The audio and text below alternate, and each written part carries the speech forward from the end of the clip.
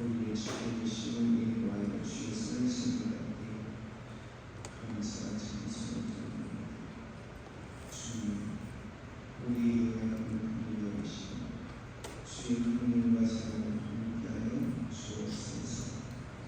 우리가 세상을 살아가니 우리의 가진 우리 앞에 가진 모든 것들을 바라보며 주님 두려움을 느끼고 무서움에 떨면서 어찌할까 모르고 마음을 느끼고 주님 우리 가운데 오셔서 우리의 마음을 부끄러우시고 우리의 두 눈을 불러 하늘나라 주님을 바라보게 하여 주시고 우리의 소망이 있음을 우리로 보여주시며 주님 이 땅에서의 모든 것들을 능히 나아갈 수 있는 힘을 주시는 그 은혜를 생각합니다.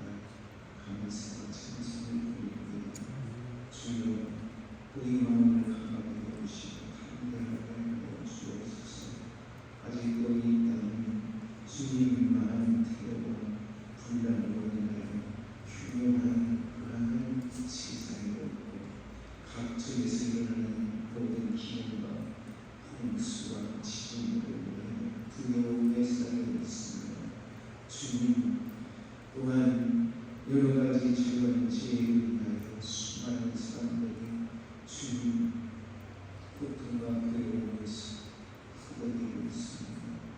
주여 이 모든 것들 불쌍히 여기시고 주의 은혜를 내게 주옵소서. 주님 이번 학처에서 싸움을 일어나고 전쟁이 일어나고 무수한 식량들이 주님 저들의 욕심에 인하여 서둘러가고 있습니다. 주님 우리 인생을 위하여 불쌍히 여겨주시면서 주여 서서히 전쟁이 치고 주님 이 모든 지하에서 지나가게 주옵소서. 그래서 이 땅에 다시 평화가 임하게 해주시고 이 땅의 주의 이름이 다시 높이 드러나게 하여 주옵소서. 모든 사람들이 주님 앞에 나눠 여기는 양의 찬양하게 하여 주시고 우리를 주의 이끌어주신 주님 앞에 우리의 모든 것을 드려 경배하는 모든 주의 이 지구의 모든 권위들이 되게 하여 주옵소서. 주님 아직도 주님을 알지 못한 수많은 사람들이 주님의 사랑을 깨워주시고 주님을 알게 하여 주시면서 저희의 무릎을 꿇고 주님 앞에 예배하며 경배하여 주옵소서. 주님 뭐라고 간과 눈물을 돕니까? 주의 말씀을 듣습니다. 주여 주의 말씀 우리의 마음속에서 역사해 주시면서 우리로 강하고 강하게 해주시고 주의 말씀을 듣게서 배해 주시고 말씀을 충고하는 사랑을 우리에게 되게 하여 주옵소서. 오늘 이 말씀을 힘이 있는 분들이 하여 주셔서 어떠한 시간과 유혹과 시험이 없다 오늘 가운데 이길 수 있는 우리의 굳건한 신앙이 되게 하여 주옵소서. 이 주의 이름으로 감사하며 기도하였습니다. 아멘.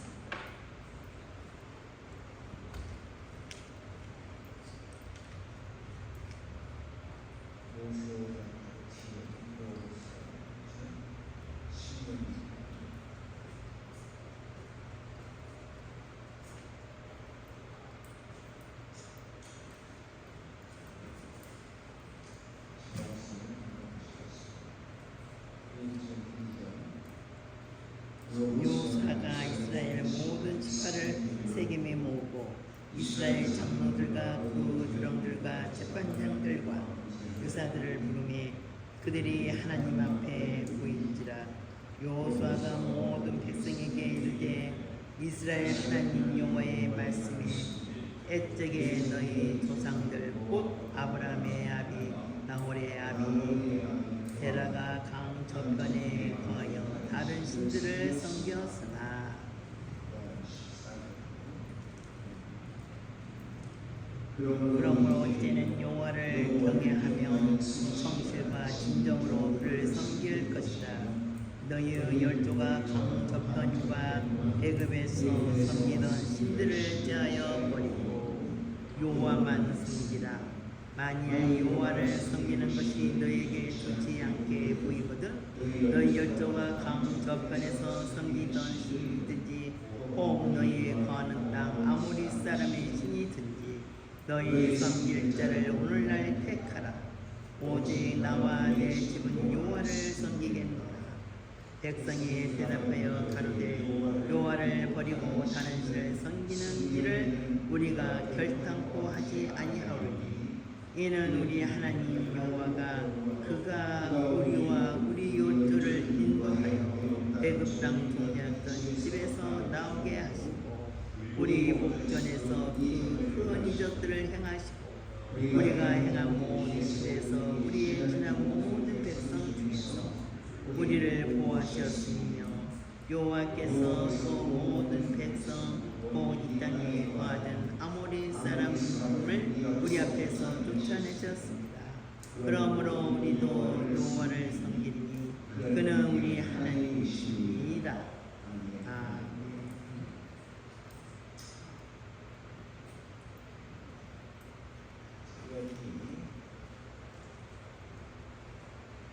아브라함 이스라엘의 조상 아브라함의 아비 나홀의 아비 아브라함과 나홀의 아비 데라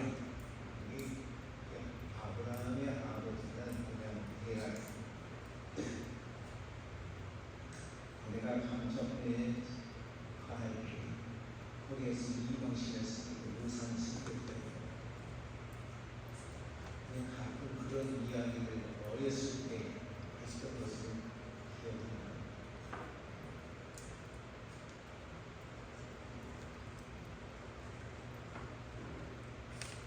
계란을 넣는 사람이면 우상을 깎아 만들어서 하는 사람도 있고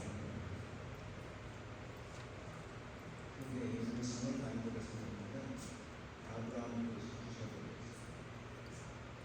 작은 것들로 목을 팽팽 잘라서 버리고 큰 것들은 온전히 입에서 다리고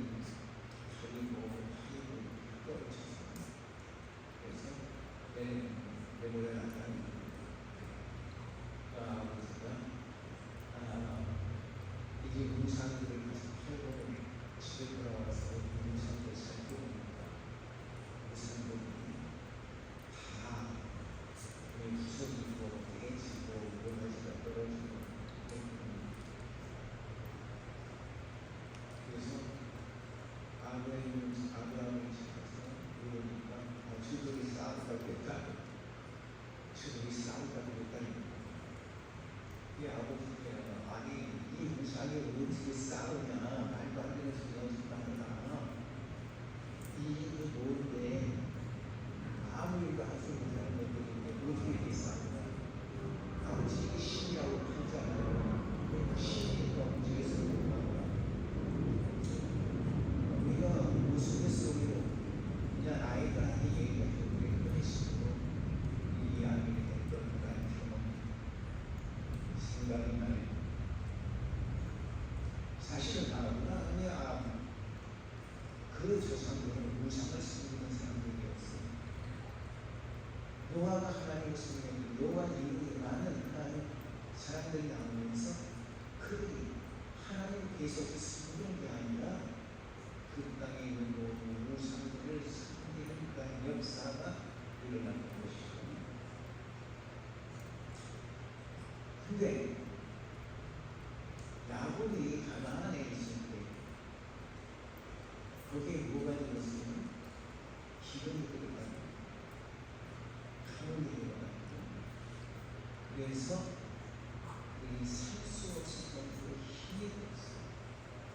그때 이 야곱의 11번째 아들, 누구죠? 11번째 아들이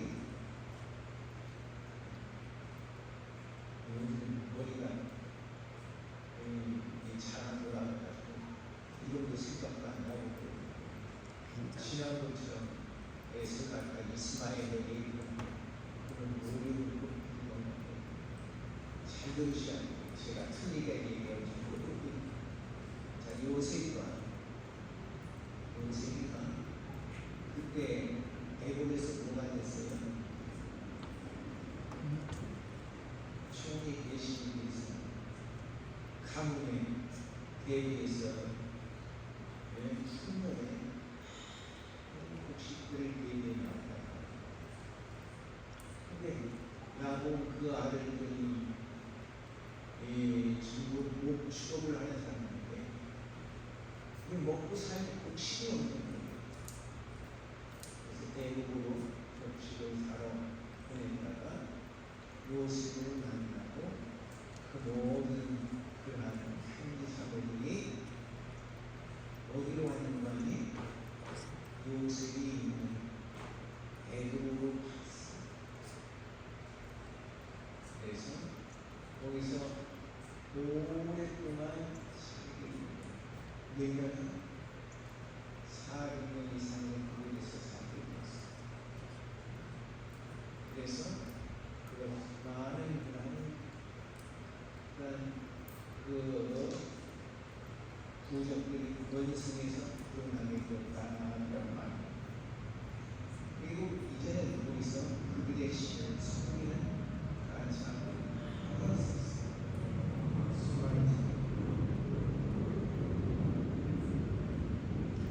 모세는 그러한 이스라엘 백성들이 그리고 홍해를 건너 광야를 지나서 애굽 땅을 가나안 땅을 향하여 전진에 나가고 있었어요.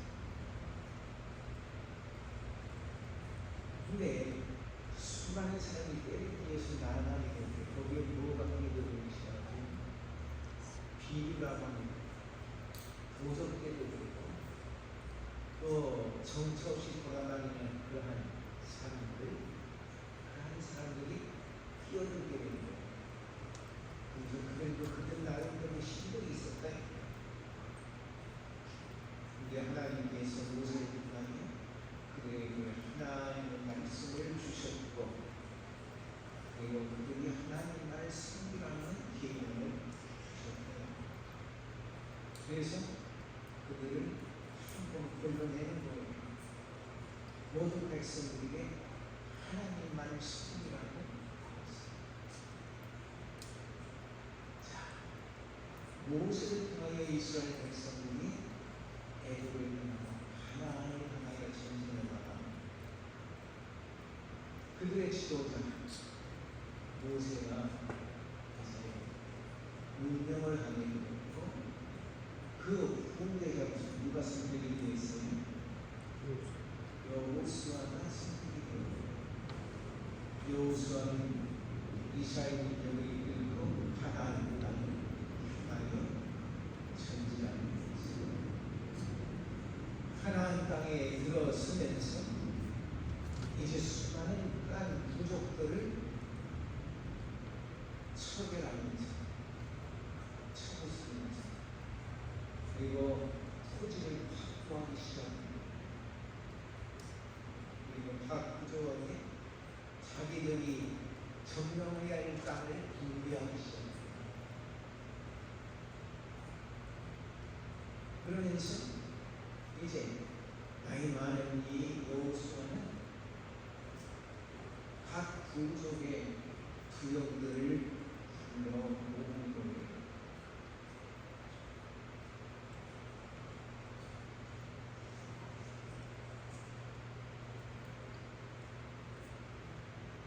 거기에 보니까 여호수아가 이스라엘 모든 지파를 세우고 이스라엘 장로들과 부역들과 재판장들 유사들을 부르게 왜 그런지가 없습니다. 그 인적인 말씀. 그래서 무슨 말을 하려고 그런가 했더니 여기 얘기하는 거예요. 모든 백성에게 이스라엘 하나님 여호와의 말씀에 예전 너희 조상 아브라함의 아비 이 나홀의 아비 이 베라가 원래는 우상을 신겼다. 근데 아브라함이 하나님을 만나게 되었고 그가 다시 하나님을 섬기게 되었다. 근데 그 하나님이 이제 너희가 종되었던 너희 조상들이 종되었던 저 계급에서 너희를 끄집어 내셨다. 그러게 나는 이제 하나님을 경외하고 그만을 섬길 것이다. 너희들이 아직도 애굽에서 섬기던 그 신들이 있었느냐? 너희들이 있었느냐? 애굽 땅에서 나와서 가나안 땅에 들어오면서 또 그 가나안 땅에 들어오는 과정 속에서 있던 그런 여러 민족들이 섬기는 그런 신들이 너희에게 좋게 보였느냐? 그럼 너희 그걸 섬겨라. 나는 온전히 하나님만을 섬기겠다. 내 가정과 내 모든 식소들은 하나님만을 섬기겠다. 이제 너희는 결단하라. 이렇게 여호수아는 백성의 모든 지도자 앞에서 말씀하는 그러한 과정이 여기 나타나고 있습니다.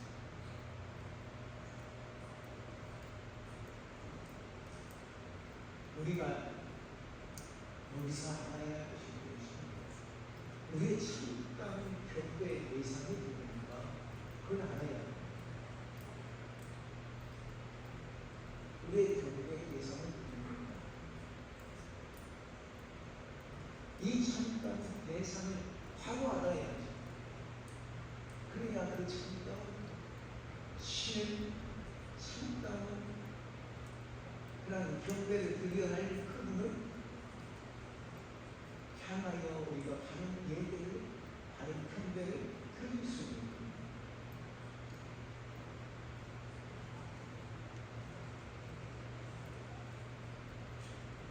참다운 대상,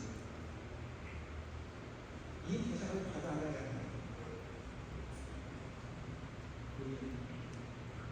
우리의 경배의 대상이 되시는 그분, 우리를 조성하시고 우리를 인도하시고 우리를 구원하시는 하나님이시옵니다.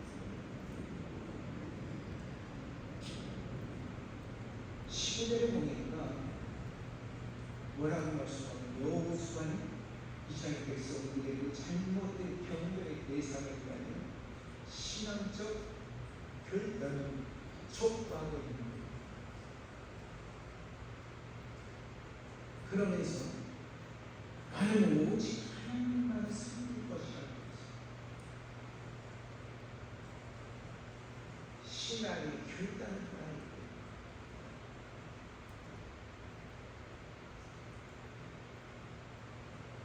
나는 오직 하나님만을 섬길 것이다. 그를 경배할 것이다. 그럼 너희는 어떻게 하겠느냐 이 말.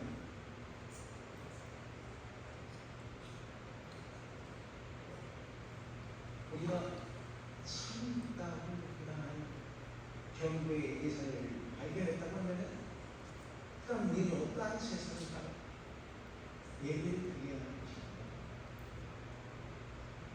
그것은 성실과 진정으로 예배를 드려야 합니다. 하나님께 대한 참다운 경배는 마음으로부터 우러나와야 합니다. 저도 어렸을 때 교회 가라고 하면 아버지가 목사입니다. 그저 목사 아들된 줄로 끌려가는 거예요. 내 마음속에 참으로 하나님께 경배하는 그런 게 없었어요.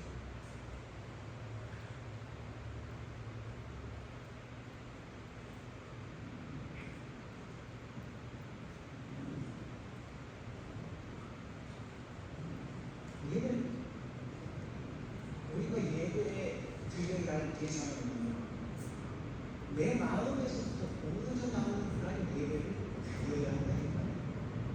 그게 없이 예배드리는 사람들이 얼마나 많은지 모르겠어요. 요즘 교회에 나가서 예배드리는 사람들이 거짓 예배를 드리고 교회에 나오는 이유가 뭔가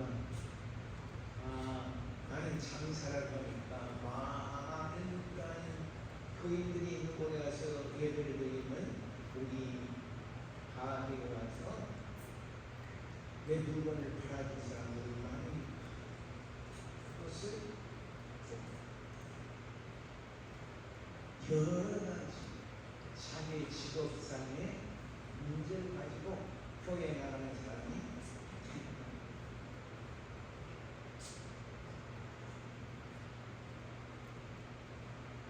나처럼 어려서 억압에 의해서 억지로 예배를 드리는 사람들을 드리는가 하면 마음속에 욕심과 불순한 생각으로 탐욕으로 가득 차서 그러한 마음으로 와서 예배를 드리는 사람도 있다는 말이에요. 이러한 예배를 하나님께서는 받지 아니하시고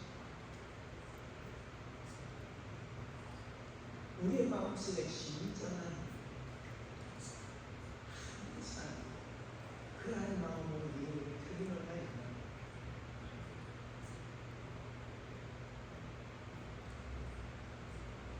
참된 회개와 믿음이 없이 드리는 예배는 하나님께서 받지 아니하신다는 것입니다.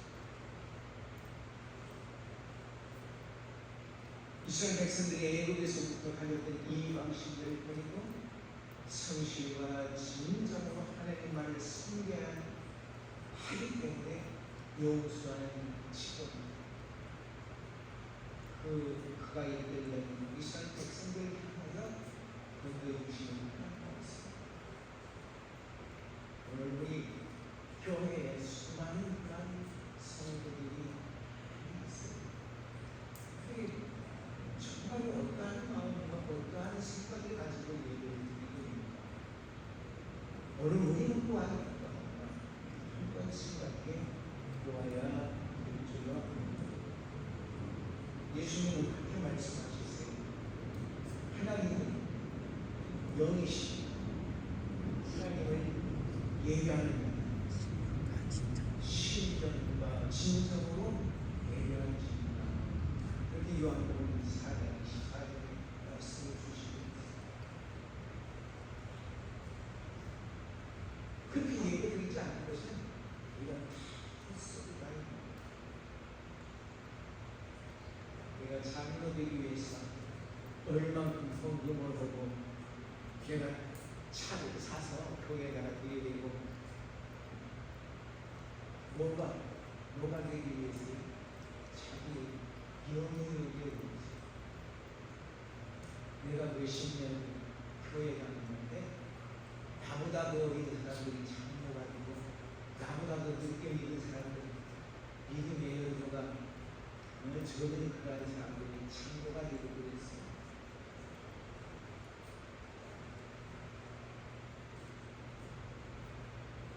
그건 진심의 마음이 아니에요. 장로는 뭐고 식사는 뭐고 진심의 마음이 없다는 건 아무것도 아니에요. 제가 오늘 교회에 있어요.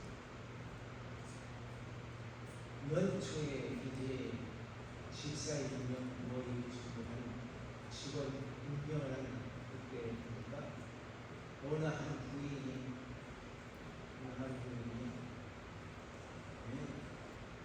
자기는 공창으로 임명을 받았었는데 오랫동안 공창으로 임명을 받았어요.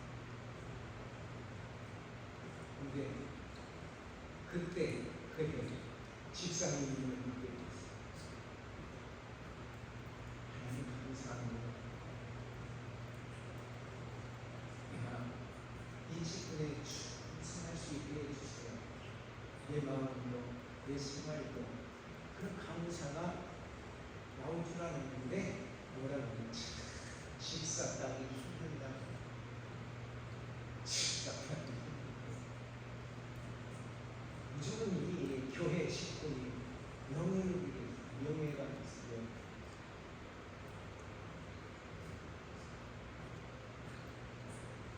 여자들은 오래 교회 다니면 자동 권사가 되어야 돼. 권사가 아니면 이게 뭐가 모자라는 거예요. 잘못된 거야.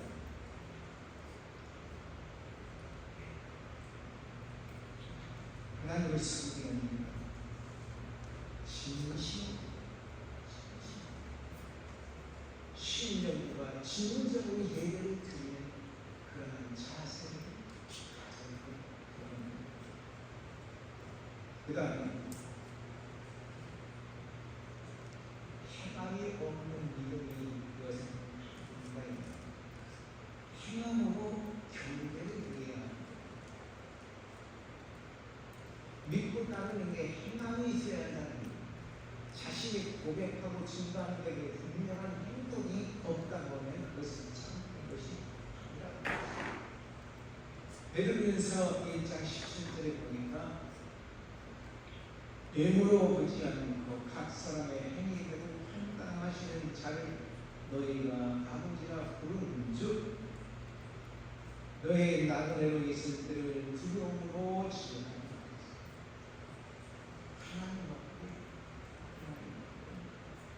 우리 행위대로 생활하는 것을 따라서 하나님께서는 그 판단을 하신다. 그러니까 우리는 믿음의 생활을 할 때 우리의 행함이 있어야 합니다. 교회에서는 내가 믿는 사람이고 교회 바깥에 나가면 나는 믿지 않는 사람과 똑같은 그런 게 있는 것이 아니다.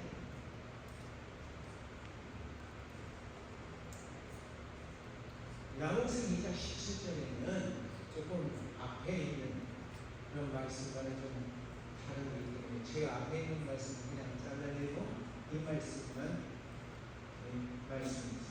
행함이 없는 믿음은 뭐예요? 죽은 것이다. 행함이 없는 믿음은 죽은 것이다. 그럼 우리는 언제든지 하나님 앞에 있을 때 우리의 생활과 우리의 모든 행위가 하나님 앞에 드러나는 것이고 진정한 그런 믿음의 생활을 해야 될 줄로 믿습니다. 자, 1절과 2절에 보니까 여호수아는 이스라엘 백성들에게 그를 어디로 불렀어요? 세겜이라는 것을 불렀어요.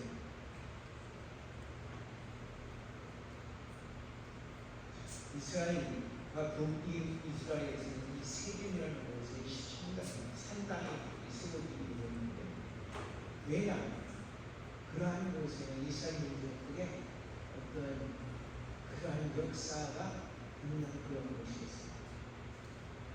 그래서 르호보암이 솔로몬이 죽고 난 날 르호보암과 계획을 한 뒤에 북이스라엘을 세우고 그러한 곳에 산당을 짓기 시작했습니다.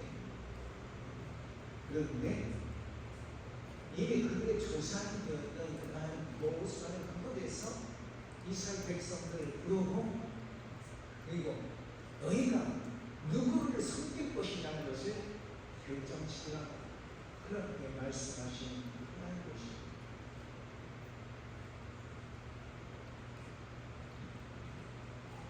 이전에는 과거 하나님께서 아브라함을 불러 의량을 내신 그러한 사실을 이제 말씀하시고 14절 18절에 있는 말씀은 여호수아가 이제 그 백성들에게 너희의 신앙적 결단을 하라고 하는 그런 것입니다. 신앙적 결단. 그래서 각 정변에서 섬기는 그 이방신들을 섬길 거냐 우상을 섬길 것이냐 아니면 하나님만을 섬길 것이냐. 그래서 촉구합니다.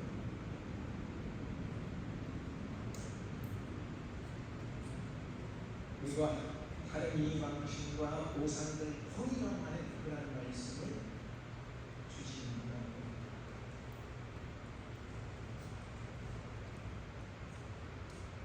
하나님을 믿는 것이 너희에게 좋지 않고 보이냐? 그러면 너희들이 좋아하는 것이 믿어라. 내가 섬기는 하나님 나라를 섬길 것이라는 여호수아의 신앙적 결단이 15절에 나타나 있습니다.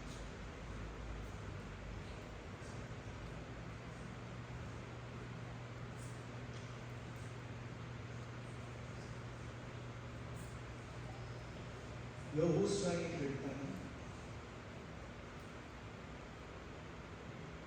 모세를 통해서 하나님께서 주신 그 율법이 두렵고 무서워서가 아니라 그는 기쁨으로 감사하고 그 하나님을 섬기겠다는 자발적인 그런 신앙의 형태라입니다. 오늘 우리의 신앙의 형태는 어떤 신앙입니까?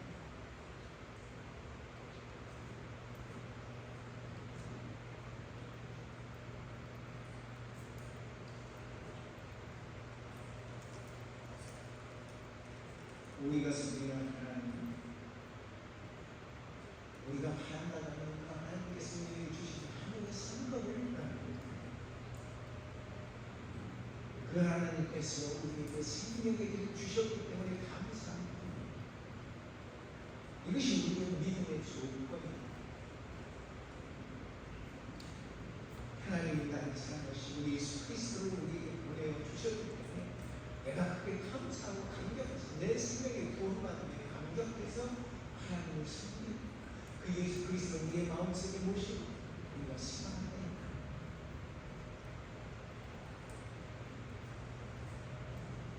신육대를 18절에 보내서 백성들이 하나님만을 섬기겠다는 결단이 있는 것입니다.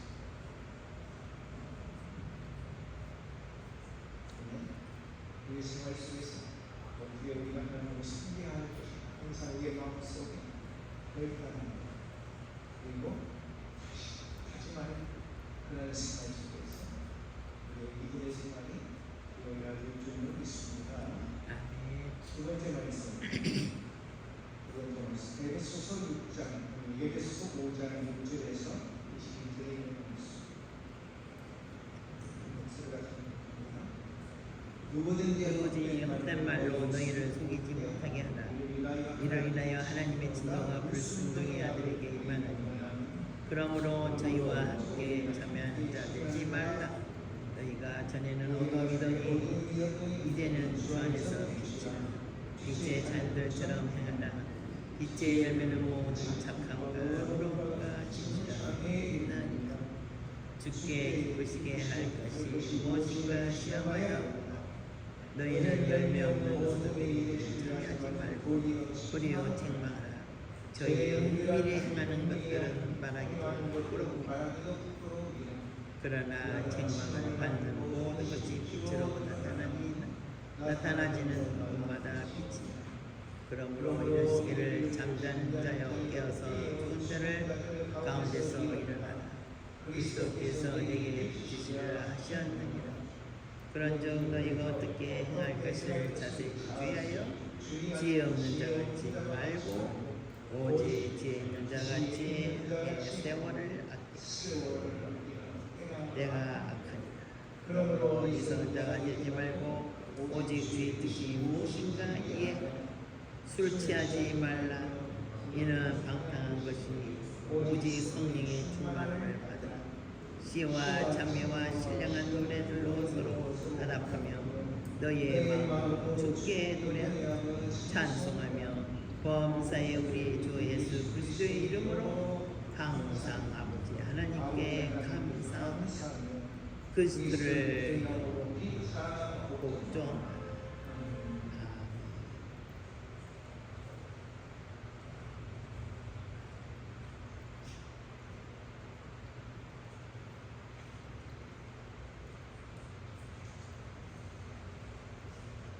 6절에서 14절은 구원받은 성도들 하나님과의 관계에 이야기하는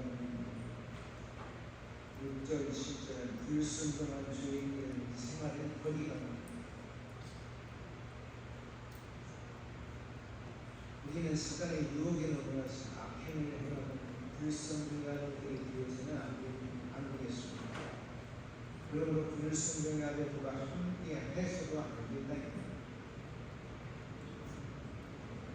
세상을 살아가는 육체의 소욕대로 행하는 나는 하나님의 구원의 은혜는 받지 못할 뿐 아니라 자기 하나님의 진노에 심판을 심판이 그에게 임한다는 그 하나님의 말씀.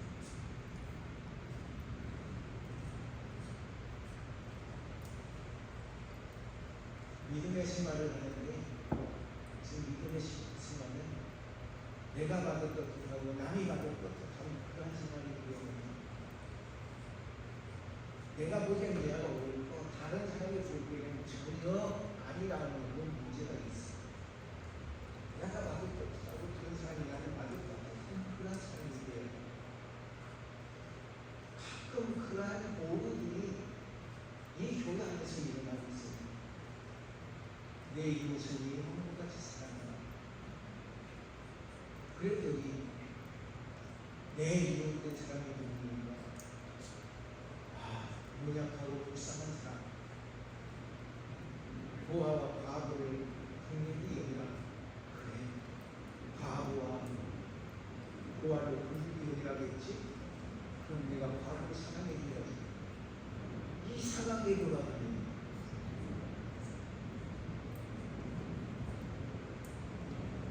그래서 교회 안에서 그러한 분란이 일어나는 그 종종 보게 된다 이 말이죠.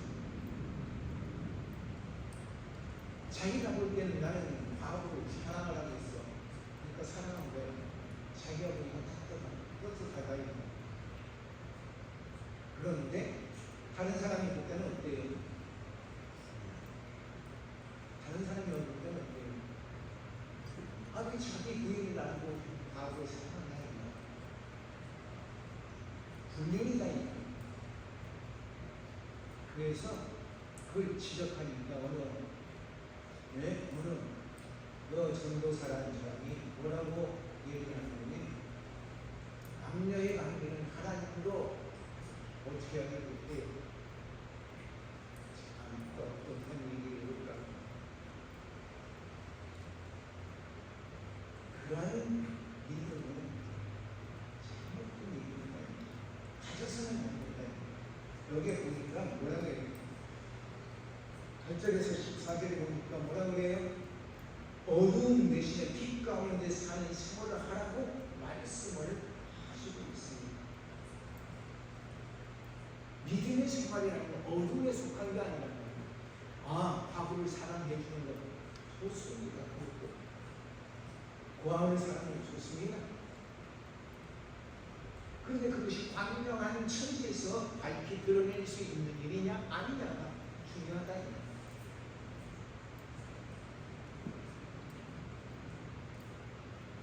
과부를 사랑하는데 부인을 데리고 가면 안 되는 겁니까? 부인이 데리고 가서 그 과부로 하여금 어려운 것을 도울 수 있도록 해주고 지켜보고 그렇게 하라 인정해주고 이끌어주는 것이 도와주고 은밀한 짓을 하는 거예요. 그게 문제야 이거는.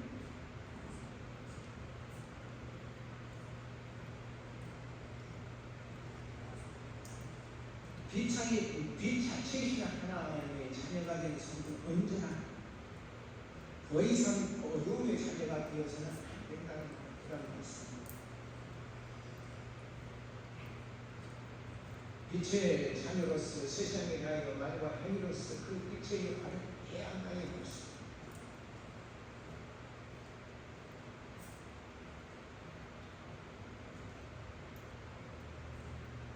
이러한 빛의 자녀로서 그리스도 안에서 빛의 열매를 맺는 생활들을 해야 한다는 것입니다. 그래서 바울 사도는 갈라디아서 5장 22절에서 23절에 나가는 쭉 이 빛의 열매는 무엇인가에 대해서 말씀해 주시고 있습니다. 뭐죠? 사랑과 희락과 화평과 공평함이라는 어떤 쭉 알려드렸죠? 15절에서 22절에 보면 그리스도의 개개인 생활, 이 개개인적인 그러한 그 생활에 대한 결론으로서 본인의 말씀으로서 그 혼탁한 세상에 있는 세상적 지혜로 그 살아간다는 전화가 요즘 한참 떠들이 써먹이나 하는 미국의 대선에 보면은 어떤 사람은 성적인가 분란을 일으키고 어떤 사람은 뭐라고 해요? 하나님의 창조의 질서를 허물고 둘 다가 있는 그런 겁니다. 아기들이 태어나면 그들이 부모가 왜 이 자식 내 자식은 왜 딸로 키울 거야? 그러니까 딸로 나 참아서 딸로 만들어. 무슨 과학에 그런 데 쓰이는 건가요? 그런 데 쓰고자 하는 그 자체가 천벌을 맞는 그런 천벌이 무서워 말해. 하나님의 징계를 맞을 사람들이에요. 과학이라는 인간을 위하여 아름답게 쓰여지기 위해서 하나님께서 허락하신 것입니다. 그런데 그것을 지망하면 그래서 그것이 학폭이라 아기가 태어나려면 나는 아기를 키우기 싫어. 그래서 낳는다. 이게 웬 말인가요? 그럼 처음부터 같지 않도록 해요. 이것이 오늘 언론에 있는 것들이 대선에 쟁점이 됐다는 것이 이게 미국의 비참한 현실. 어떻게 하면 백성들을 행복하게 해줄까? 저들에게 무엇이 필요한가? 저들에게 있어야 할 것이 무엇인가? 그것을 생각하는 게 아닙니다. 오늘 이 대선에 나온 미친 자들을 어떻게 해야 하는 것입니다. 하나님께 기도할 수 없는 문제. 오늘 아침에 보면서 이 두 미친 사람들에 대한 얘기를 접근하는 할 말이 없는데 어떻게 해야 합니까?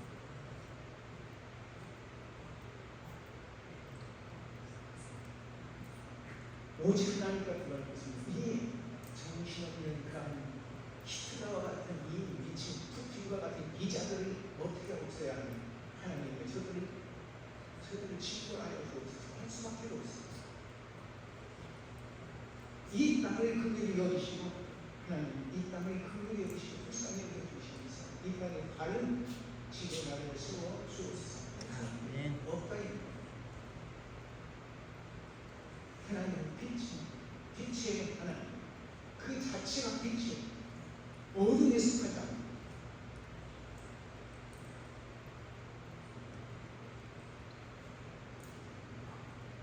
신육들의 우리가 세월을 하기가 때가 박하다는 것입니다. 우리의 시간을 규모 있게 써야 합니다. 17절 주의 뜻을 분별하여 그 뜻에 맞게 생활하라.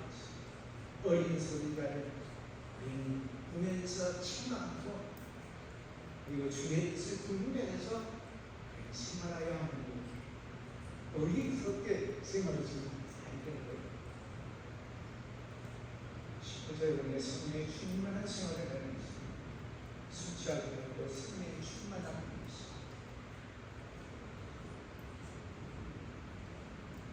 내 놈이니까 내가 만든 대로 해도 된다고 그게 아니에요.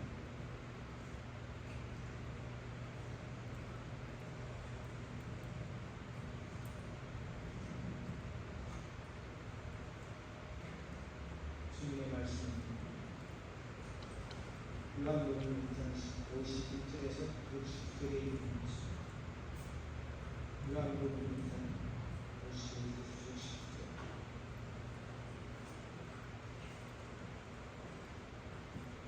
50절 나는 하늘로서 내려온 산떡이니 사람이 이 떡을 먹으면 영생하리라. 나의 출떡은 곧 세상의 생명을 위한 데 살이로라 하시니라. 이러므로 유대인들이 서로 다투어 가로되 이 사람이 어찌 능히 제 살을 우리에게 주어 먹게 하겠느냐. 예수께서 이르시되 내가 진실로 진실로 너희에게 이르노니 인자의 살을 먹지 아니하고 인자의 피를 마시지 아니하면 너희 속에 생명이 없느니라. 내 살을 먹고 내 피를 마시는 자는 영생을 가졌고 마지막 날에 내가 그를 다시 살리리니 내 살은 참된 양식이요 내 피는 참된 음료로다. 내 살을 먹고 내 피를 마시는 자는 내 안에 거하고 나도 그 안에 거하나니 살아계신 아버지께서 나를 보내심에 내가 아버지로 인하여 사는 것 같이 나를 먹는 그 사람도 나로 인하여 살리라. 이것은 하늘로서 내려온 떡이니 조상들이 먹고도 죽은 것 같지 아니하여 이 떡을 먹는 자는 영원히 살리라. 이 말씀은 예수께서 가버나움 회당에서 가르치실 때에 하셨느니라. 제자 중 여럿이 듣고 말하되 이 말씀은 어렵도다. 누가 들을 수 있느냐 한데 예수께서 스스로 제자들에다 이 말씀에 대하여 수군거리는 줄 아시고 가라사대 이 말이 너희에게 걸림이 되느냐. 그러면 너희가 인자의 이전 있던 곳으로 올라가는 것을 볼 것 같으며 어찌하려느냐. 살리는 것은 영이니 육은 무익하니라. 내가 너희에게 이른 말이 영이요 생명이라. 그러나 너희 중에 믿지 아니하는 자들이 있느니라 하시니 이는 예수께서 믿지 아니하는 자들이 누구며 자기를 팔 자가 누군지 처음부터 아심이로다. 또 가르사대 이러하므로 전에 너에게 말하기를 내 아버지께서 오게 하여 주지 아니하시면 누구든지 내게 올 수 없다 하였노라 하시니라. 이러므로 제자 중에 많이 물러가고 다시 그와 함께 다니지 아니하더라. 예수께서 12 제자에게 이르시되 너희도 가려느냐? 시몬 베드로가 대답하되 주여 영생의 말씀이 계시오매 우리가 어디로 가오리까? 우리가 주는 주 하나님이 거룩하신 자이심을 믿고 알았사옵나이다. 아멘. 지난주에도 이 52절의 말씀을 생각했었죠. 52절에 예수님께서는 자신을 하늘에서 내려온 산떡이라고 말씀을 하셨어요. 그래서 그 당신의 삶과 피를 먹어야 한다고 그랬어요.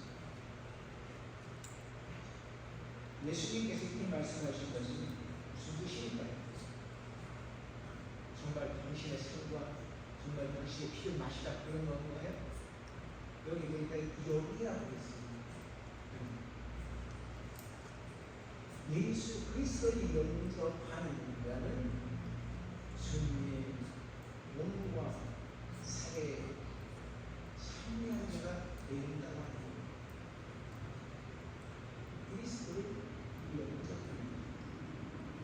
우리가 성찬에서 저기 있는 중간에 들어가는 과자와 그리고 포도주를 먹습니다. 이게 정말 예수님의 피와 예수님의 살인가요? 자, 기도를 하면은 이렇게 이것이 살과 피로 변했다고 해요. 그냥 아무리 봐도 그렇지. 아무리 먹어봐도 이것은 살이 아니고 그냥 피가 아니거든. 무슨 말일까요? 영적 의미를 갖고 있고 영적인 의미.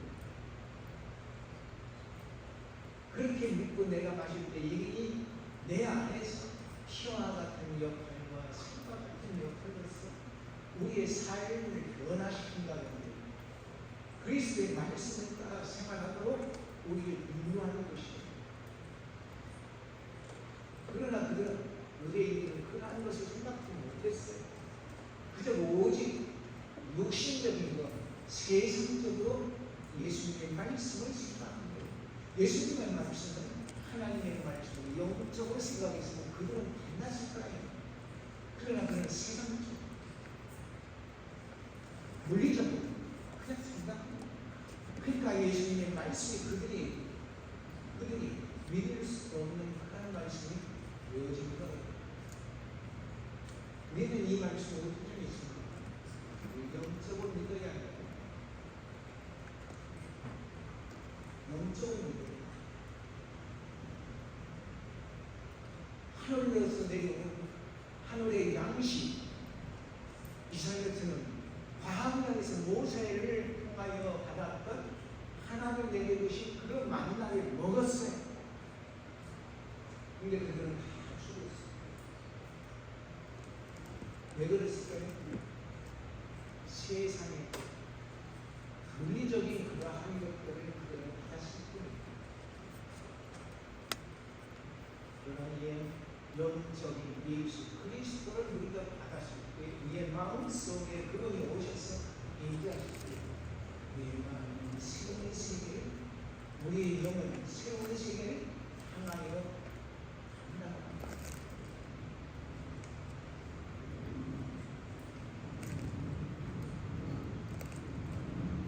이 말씀들은 우리에게 어떠세요? 예수님을 다 떠나가고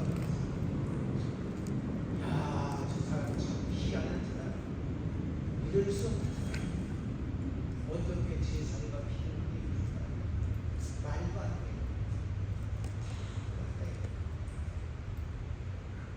예수님께서 제자들 12제자를 향하여 물으셨습니다.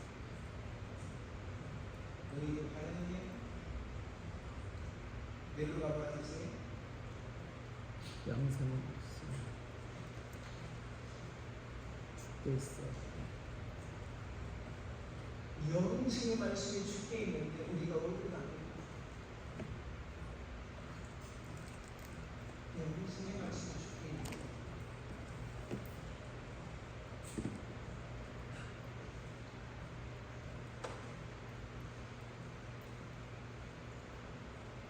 우리가 주님 영접하고 그와 함께하고 우리 안에 참다운 평화가 임재하는 거예요. 그것은 어려운 시련의 병풍에서도 그는 평화를 그 마음속에 평화를 가질 수 있는 감옥에 갇혀서도 죽음의 자리에서도 그들은 평화를 가질 수 있는 그렇게 바울은 저 죽음의 땅 로마를 향하여 가면서 그들은 평화를 할 수 있습니다.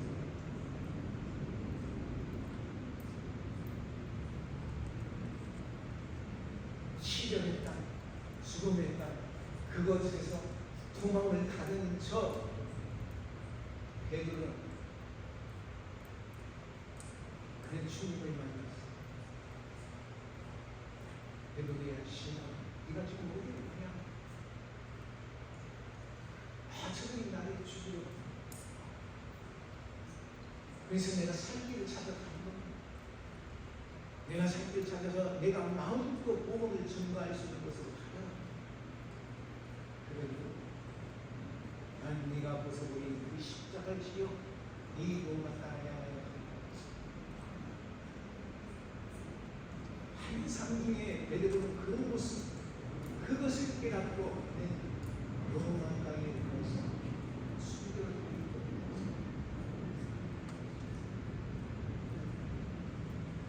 주님이 우리와 함께 하시고 우리의 마음에 항상 평화가 있어요.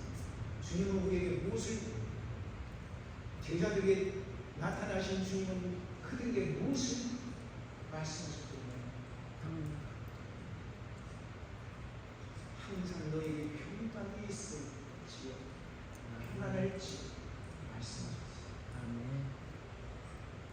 오늘날 우리에게 주님은 우리에게 찾아오셔서 우리에게 주시는 것은 너에게 평강이 있습니다. 편안할지 말씀하시오.